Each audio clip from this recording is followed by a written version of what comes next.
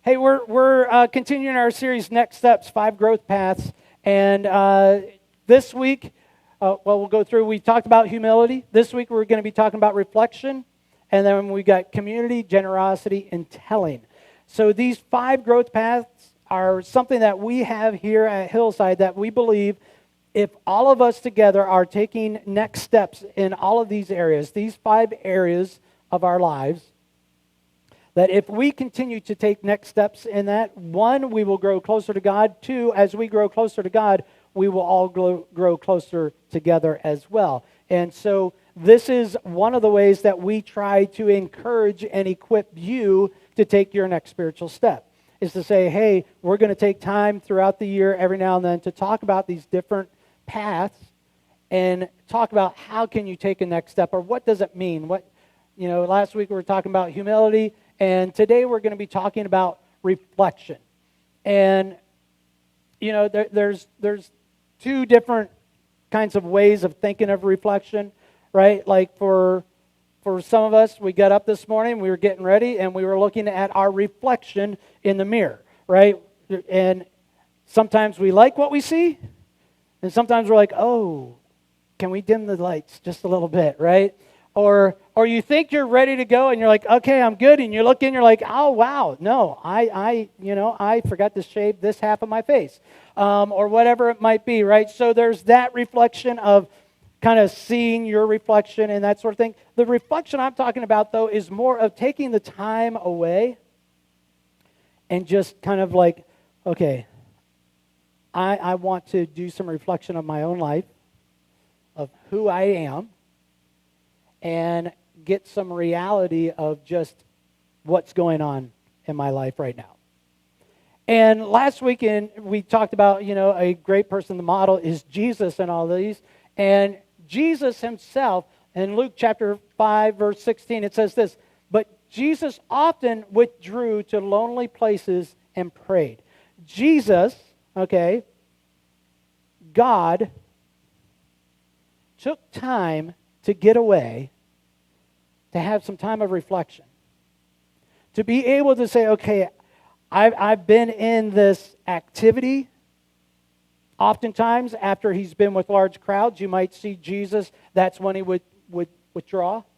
And it's like, I've been in all this activity, it's time for me to take a step back, to have a conversation with the Father, to re-energize. I would love to have been able to be at each and every one of those. But the disciples proved that maybe I wouldn't have been able to stay awake either, right? But I would love to have just been able to watch each and every one and really hear each and every prayer and just see what Jesus would do in each and every time that he would withdraw, right? But Jesus himself took some time. So why should we think that we can go through life without taking time from time to time to step back and say, okay, I need a break. I need some reflection time. I need a deep dive connection with God. And I need to hear very specifically from him personally to me. And so that's what we're going to talk about a bit today, is that reflection. Now, Jesus, even in, I would say, his most intense time of getting away and spending some deep time, heavy time with the Father was on the night of the Last Supper. If you know that story, he just had the Last Supper with the disciples and just told them, hey, I'm going to be turned over. I'm going to be killed. And he goes to the garden to pray. And he is spending intense time. In fact, in one of the books, it talks about how an angel came to him to kind of meet his need. And Jesus was praying so intently that he was sweating like drops of blood. I mean, this is an intense moment, right?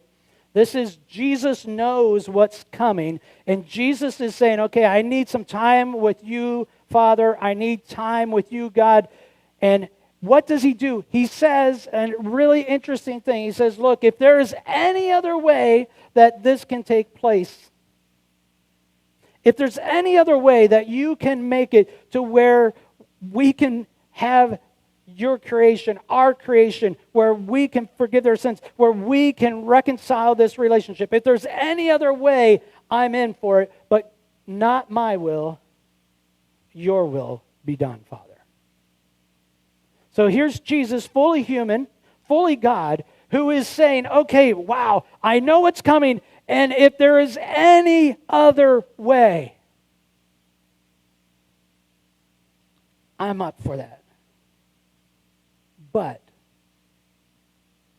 not my will, your will be done. And I bring that up to say, look, if we're going to have times of reflection, if you're going to say, hey, you know what, I would love to, I know I need this time, and so I'm going to go on a retreat. Or I'm going to take some time for myself, and I'm just going to get away for a day, or I'm going to take an afternoon and just spend time prayer and reading. Whatever it is, however you start to navigate developing true reflection time into your life, having that reflection time is only as good as your willingness to allow God to be the one doing the looking, and your willingness to do whatever God recommends you do. You know, do you know any of these kind of people who, one, they have something wrong, but they refuse to go to the doctor because if they go to the doctor is going to tell them something's wrong. And so if they don't go to the doctor, somehow that means that the agonizing pain in their knee will just miraculously go away. But for some reason in their head, they think if I go to the doctor, I don't know if they think it's going to get worse or whatever's going to happen. Or what I love better is the people who go to the doctor finally are like, oh, I need to go to the doctor. And they go to the doctor and the doctor tells them what they need to do to fix it. And they're like, I don't think so. Right? And they're like, well, why did you even go to the doctor? Now, I am one of those people. I hate going to the doctor. And I think I've shared this before where I called my doctor, this is years back, and trying to get in because I forget even what the issue was at the time. And the receptionist was like, well, I think they're full. Hang on, let me see. And she came back. She goes, what time can you come in today? I said, like what's available? No, whenever you can come in.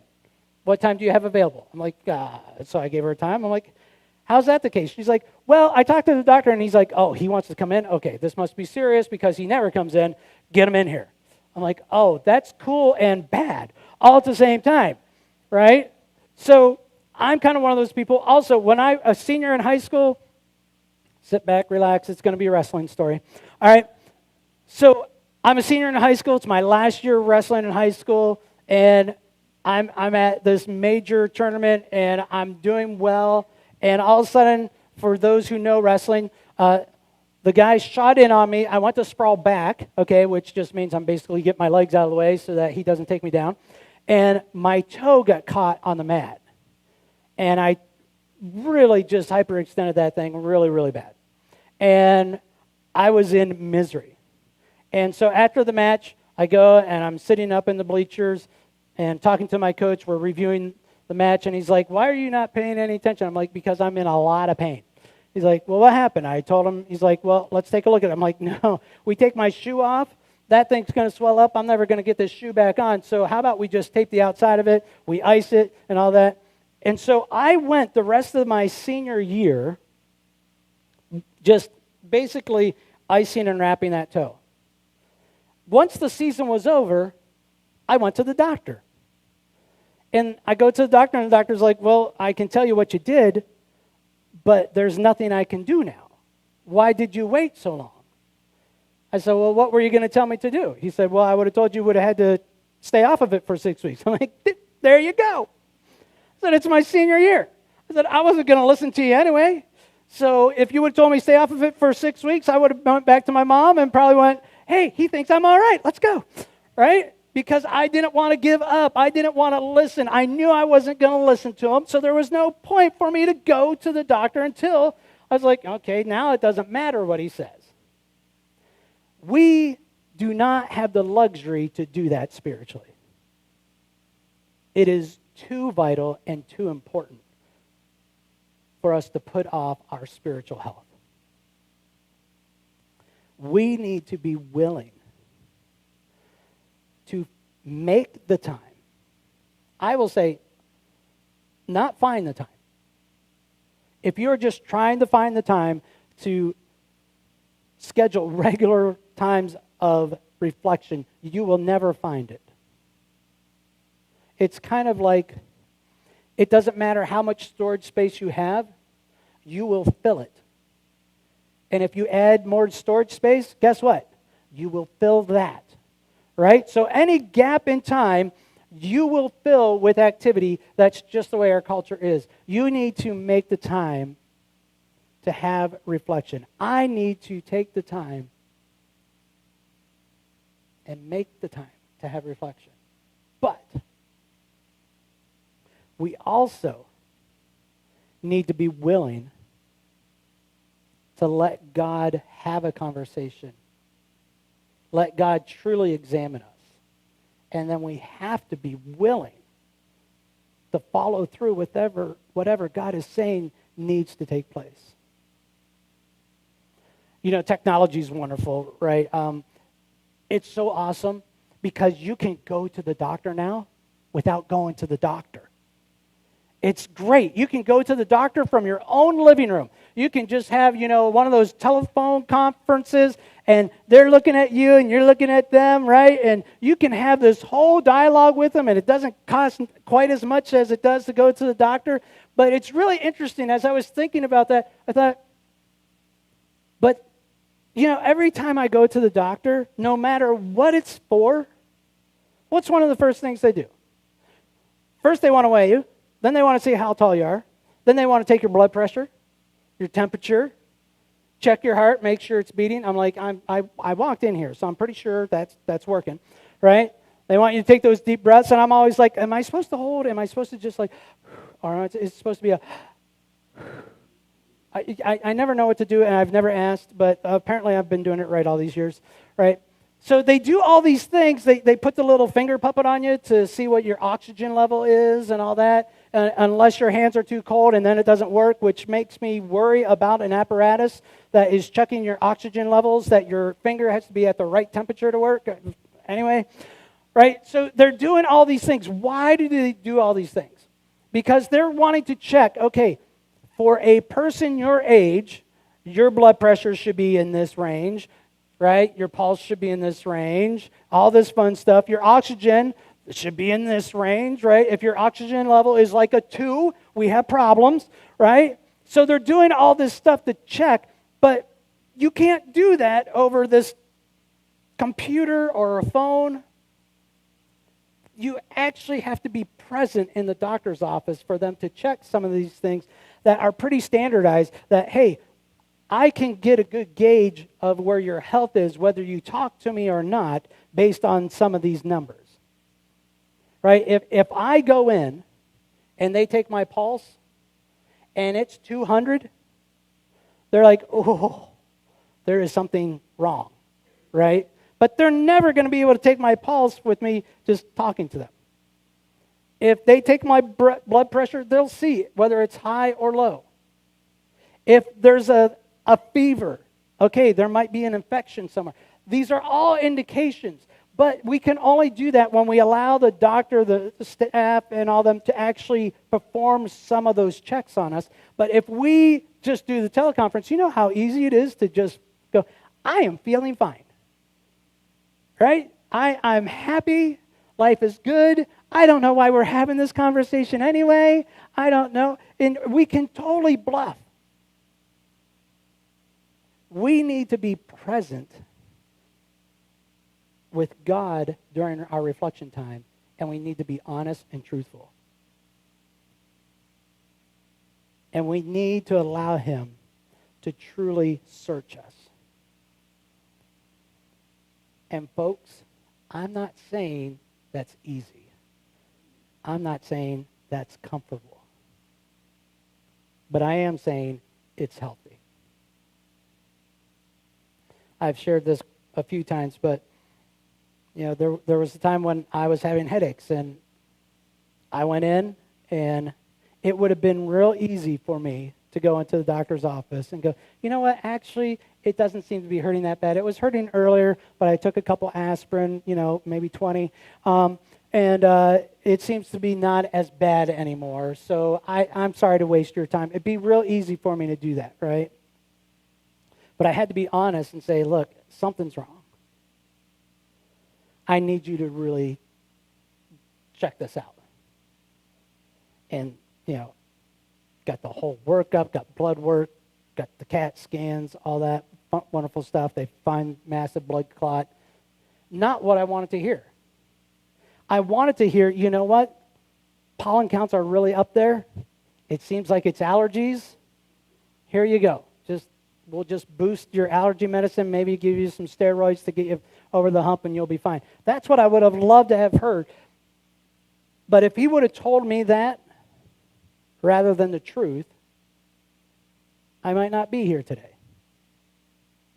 So even though I didn't want to necessarily hear the truth, I needed to hear the truth if I wanted to get healthy. Now, there's other times where people walk in and they think they're fine. And all of a sudden, during this exam, they find out. I have a gentleman that I used to coach wrestling with, and he posted on Facebook. He said, I did something the other day. He went in for a stress test. Didn't pass at all. In fact, ended up having a major heart attack right there. They had to shock him back to life, I think he said 3 times. And obviously ended up having to get open heart surgery and all this interesting stuff. Walking and going, I think I'm doing okay. Next thing you know, it's like, no, you're pretty much almost dead. There are times when, even spiritually, we might think we're doing fine until we allow God to examine us. He's like, hey, I need you to sit down. We need to have that talk. Here's something that I discovered in your life. Hey, here's an attitude. Hey, you know that sin that you've been hiding from everyone else? You can't hide it from me, but man, we need to take care of this. But if we don't have regularly scheduled times where we allow God to truly examine us, how do we expect to stay spiritually healthy? Insurance companies, they don't pay for the first, the annual exam just because they're nice, right? They pay for that for incentive for you to go get a physical every year. Why? Because they know if you're getting a physical every year, there's a good chance that they're going to find stuff early and be able to treat it, and it's going to cost less money for them than if you wait until there's an actual big, huge problem, and now it's going to be a bigger issue to try to fix, and for them it's going to cost more money, right? So there's a reason physically why the insurance companies want you to get a physical each year. I would say spiritually, it needs to happen more often. And the great news is it costs us nothing but getting better.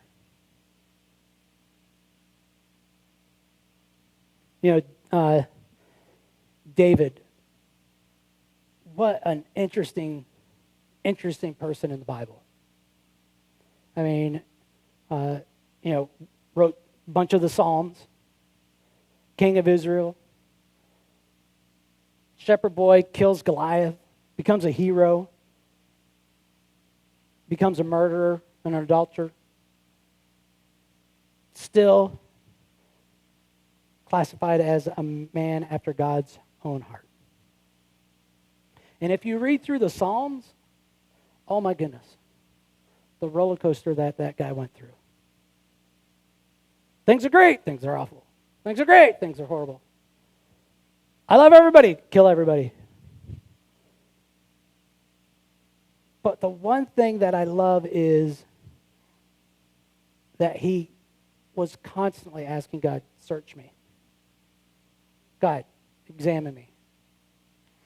In fact, in Psalm 139, right at the end of this psalm, he says this, search me, God, and know my heart. Test me and know my anxious thoughts. See if there is any offensive way in me, and lead me in the way everlasting. He's taking the time and he's saying, God, I need you to search me.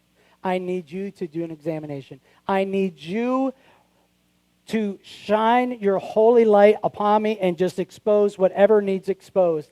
And know my heart. Oh my goodness. Can you imagine if we had the technology to where we could hook you up to some kind of thing and you could say, okay, I want everyone to know my heart. I want everyone to know every attitude I have. I want everyone to know every thought I have. I want everyone to know everything about me. And it just kind of shows up on these screens and we can just sit here and look through and go, oh, wow. Oh, okay. Never knew that about that person. All right. Right? It's like, if they ever asked me, do you want to be hooked up to a lie detector just for fun? My answer is always no. Right? Nothing good can come of that. Right? Because once you're hooked up and they start asking questions, you're done. I mean, if they ask you a question you don't want to answer, it's too late. Because by not answering, you've answered. Right? So David is basically saying, God, you are more powerful than any lie detector. God, I want you to search me. I want you to know me completely. I want you to test me and know my anxious thoughts. See if there is any offensive way in me. And lead me in the way everlasting. You know, if you have been going to church for quite a while, you may be very familiar with this passage. You may have heard it. You might not have known where it was, but you may have heard it time and time again. The interesting thing is, what we don't normally get is what happens right before this. Right before this, on Psalm 139, it's really interesting. He's talking about, I hate those who hate you. I detest those who detest you. He's having a rant, right? And at first it sounds, well, yeah, of course you shouldn't like those who hate God and all this. And it sounds like holy just anger and all that. But it's almost as if David is like, oh, God, I can't stand those who can't stand you. And all of a sudden it clicks with him. He's like, oh, that's not good. And then he goes, God, search me. Know my heart. Test me and know my anxious thoughts. See if there's any offensive way in me. I just got done lambasting all these other people, but God, oh my goodness, I know I am flawed. I know I fail. So God, see whatever there is in my life that I need to work on, that I need to surrender back to you. God, see if there is any offensive way in me and lead me in the way everlasting. It's like David just had an epiphany. He's like, oh, man, all those people that I just got done lambasting, compared to you, God, I'm no better than they are. So God, it's almost an apology. Forgive me. Oh, check my heart. Oh, where did that come from? Oh, I want it to be righteous. I want it to be just, God. So please, whatever is wrong, whatever isn't right in me, I don't want to be one of the kind of people that I just lambasted. So God, please, I need you. I need you to examine me.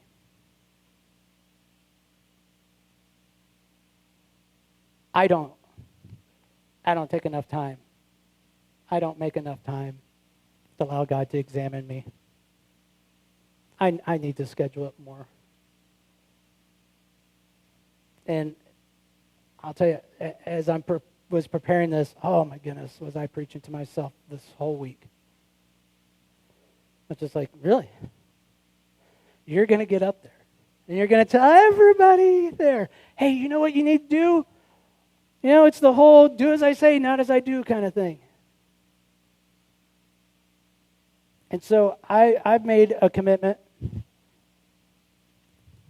and this is just for me to see how it works for a while. I made a commitment that once a week, above and beyond my regular prayer and devotional time, I'm just going to simply set aside, I'm going to start with a half hour. God might be like, nah, we're going to have to double book. You're going to need a little bit more than that. But I'm simply going to read through Psalm 139. It's a really interesting psalm. I mean, the first part, the majority of it, is just David just showering God and just letting him know, man, how amazing he is. Then he goes on that little rant, and then he ends with, search me, God, know my heart. Test me and know my anxious thoughts. See if there is any offensive way in me, and lead me in the way everlasting. So I'm going to start once a week. I'm making the commitment for, I want to say 2 months. We'll see where it goes from there. And just say, okay, God, do I want to continue this, or do we want to do something different? But if you want to make that commitment, just say, you know what? I need to make time. And I'm just going to read this, and then I'm just going to sit quiet. And it's going to drive me bonkers. I've done a challenge before with Proverbs. And you schedule out a time each day and a location each day, and you sit in the same spot at the same time, and you read Proverbs 1. And then you sit and listen. And you know what you hear some days? Absolutely nothing. Some days you're just sitting there and you're like, okay, God, that was good. See you tomorrow. And the next day, Proverbs 2. Now here was the tricky part, because this was an accountability partner of mine, a mentor of mine. He said, if you miss a day, you go back to Proverbs 1. You don't just go, oh, I missed, we'll just pick up. He said, no. He said, I promise you, there will be days where it seems like nothing. But there will be days when God speaks. And he said the discipline isn't necessarily hearing God. It's simply the discipline of recognizing you need to spend time with God, and God desires to spend time with you.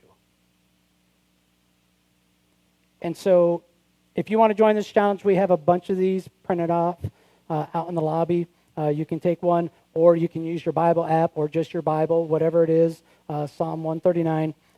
I'm printing it off because I'm going to put it in my office up on my whiteboard as a reminder, because I like the visuals and that sort of thing. But folks, we can either play the game or we can actually be authentic.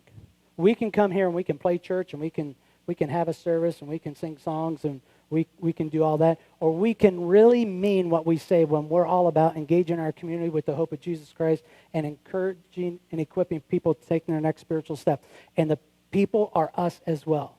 So we can either just talk about it, or we can do it together as a congregation. I pray that we do this together. I pray that each and every one of us would say, you know what? Yeah, I see the value of that. I see the need for me to set aside time above and beyond my devotional time of reading my Bible, but time where I seriously just say, okay, God, this is it. Examination time. Search me. Know me. Tell me what I need work on. But the hard part is going to be taking that step. I'm saying, okay, God, you want me to work on that? Great, I'll start to work on that.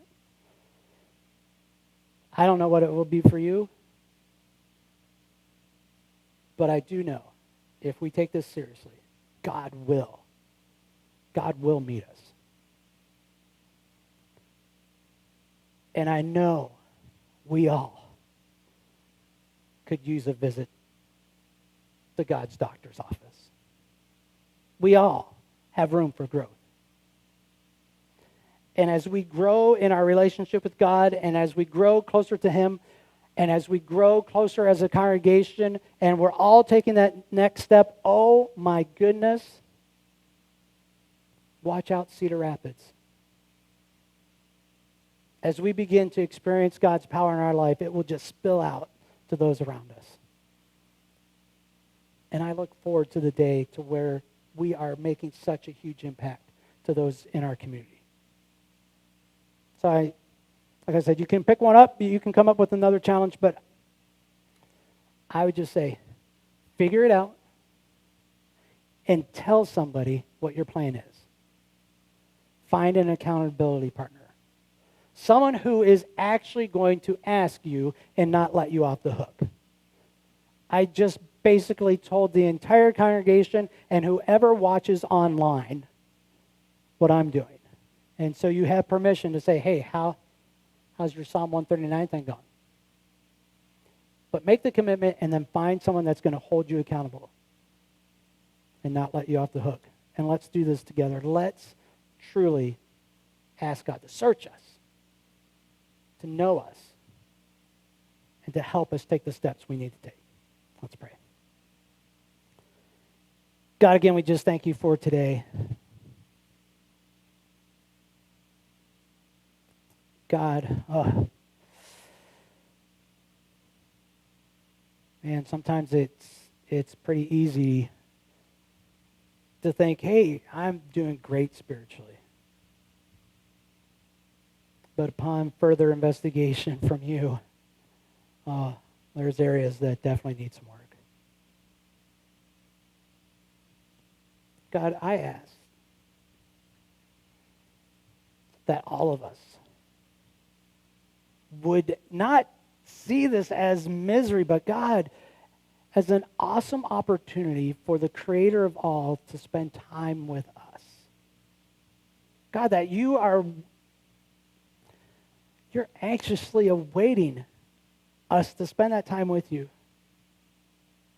And God, all you want is the best for us. You want us to live the life you created us to live. And God, it may take some pruning. There may be some painful times, but God, there may also be those awesome times of just your encouraging spirit. God, it may be times of just you sharing with us how much you love us, even though we might doubt that, and God just making that real. And us being able to feel your presence and your love and your peace. Oh. God, help us to have that time. We just thank you for being faithful. God, we thank you for what you're going to do. In your name we pray. Amen.